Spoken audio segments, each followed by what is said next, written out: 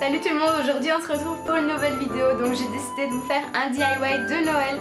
Normalement donc sur ma chaîne maintenant il y aura plus ou moins une vidéo tous les 2-3 jours sur le thème de Noël. J'espère en tout cas que ces vidéos vont vous plaire. Et là je vous laisse tout de suite avec le premier DIY. Pour ce premier DIY, j'ai décidé de vous réaliser une déco de table. Donc ce sont des petits sapins en 3 dimensions que j'ai découpés dans un livre.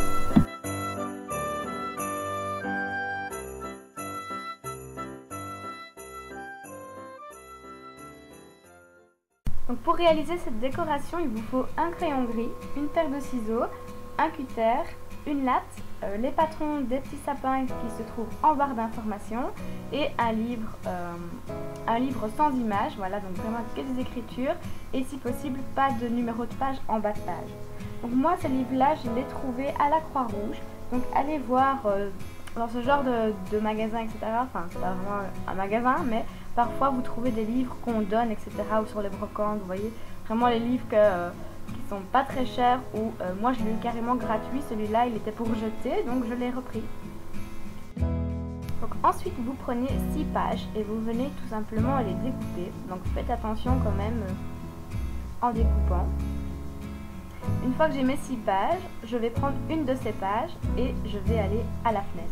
Donc comme vous voyez, j'ai repassé les contours du sapin au crayon gris et je les place à la fenêtre et tout simplement je viens décalquer. Donc d'abord je mets un petit papier collant sur ma feuille pour ne pas qu'elle bouge et ensuite je viens décalquer. Donc laissez bien un petit peu le bord blanc, je ne sais pas si vous voyez, pour le bas de vos sapins, je trouve ça beaucoup plus joli quand il y a le petit bord blanc. Et c'est parti, on décalque. Utilisez votre latte pour faire ça, comme ça les bords seront plus précis et ce sera d'autant plus joli.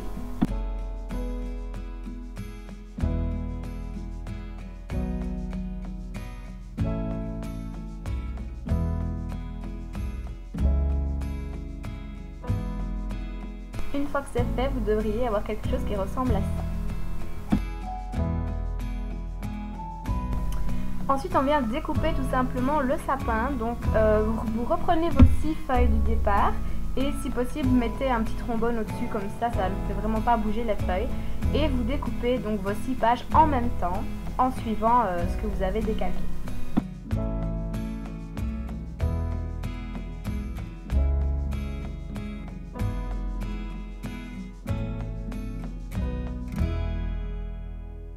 Donc une fois que c'est fait, vous divisez votre tas en deux, donc 3 sapins de chaque côté. Et on vient mesurer toute la hauteur du sapin. Et on va venir diviser en deux. D'accord ?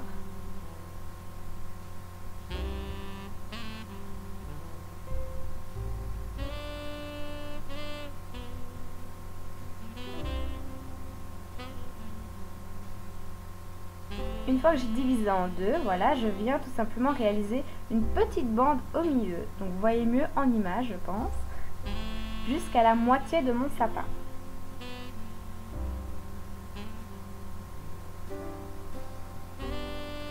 Donc voilà, vous devez avoir quelque chose qui ressemble à ça pour les 3 premiers sapins.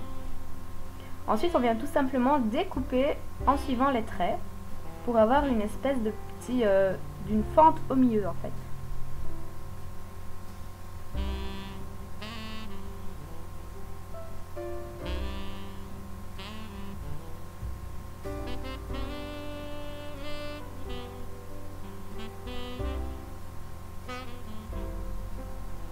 Donc voilà, vous devriez avoir quelque chose qui ressemble à ça.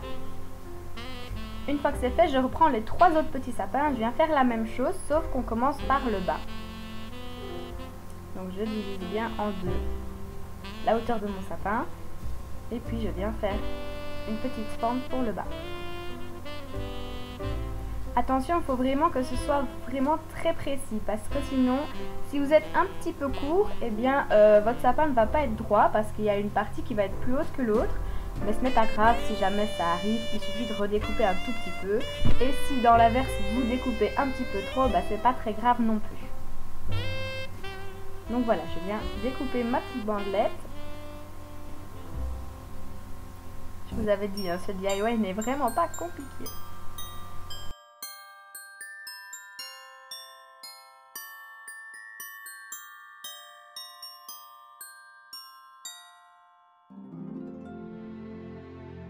je prends mes deux parties et je n'ai plus qu'à les emboîter.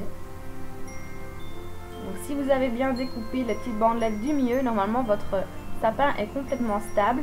Toutes les parties touchent le bureau. Si ce n'est pas le cas, il suffit de rectifier. Donc voilà, soit vous pouvez laisser votre sapin comme ça, c'est très joli aussi.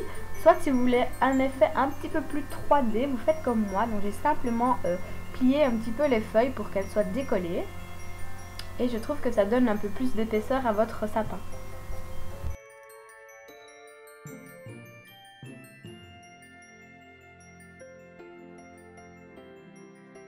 Le DIY est terminé, j'espère qu'il vous a plu. N'hésitez surtout pas à réaliser des sapins un peu plus grands ou un peu plus petits pour vraiment jouer aussi avec la hauteur.